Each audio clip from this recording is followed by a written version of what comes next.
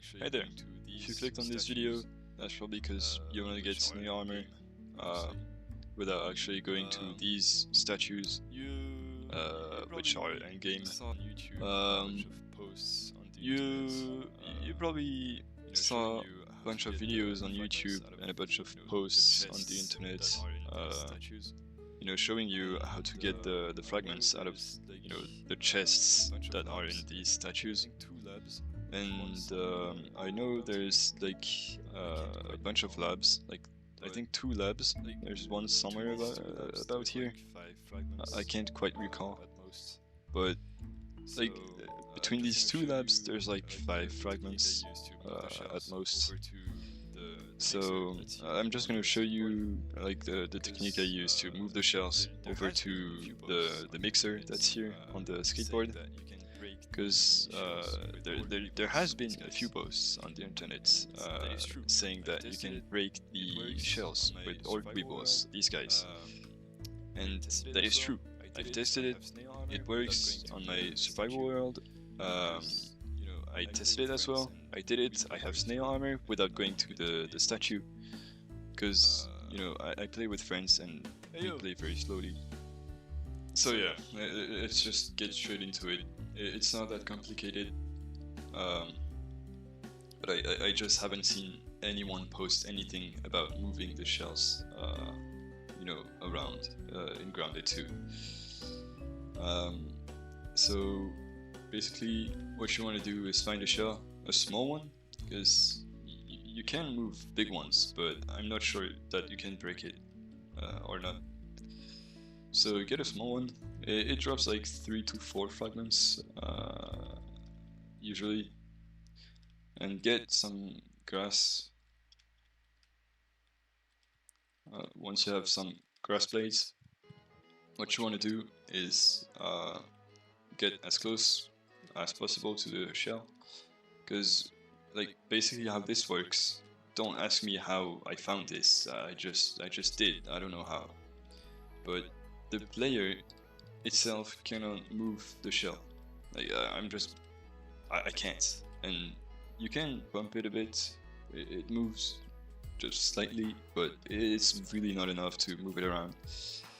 But the player can move grass planks. Like if I don't know how I can show this, but yeah, see, like the player can move grass planks, and the grass planks themselves can move the shells. So what you're gonna do is get into first person, because in third person the blades get thrown like on the right side of you, and you don't want that. You want the blades to get thrown in front of you.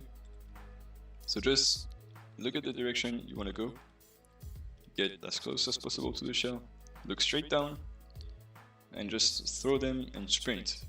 And you know, it's gonna get a blade stuck in between you and the shell, and you're going to be able to push the plank, which is going to push the shell.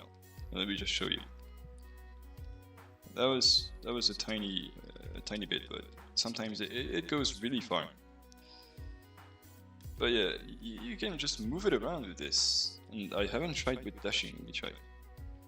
Yeah, you can't dash against things, so that's too bad. That's okay though. You just have to sprint. And sometimes you get like a blade really stuck in between you and the shell, and you're able to push it so far away.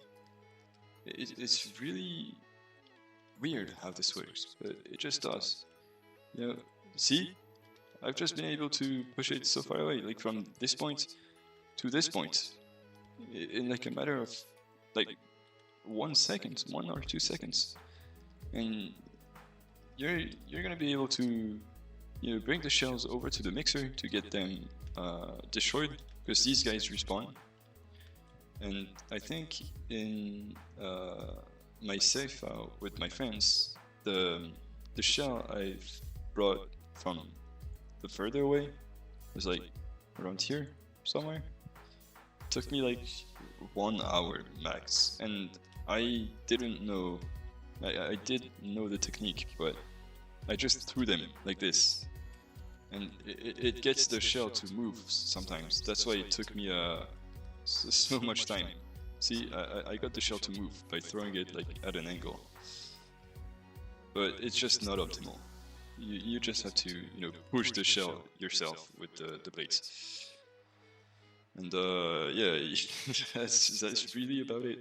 I don't know why nobody found this. Probably some people did, but just didn't post about it. So yeah, that's why I'm doing this. I'm really bad at making videos, so this video probably sucks, but at least now you know how to move the shells in Grounded 2. So yeah, that's really about it. I'll see you guys.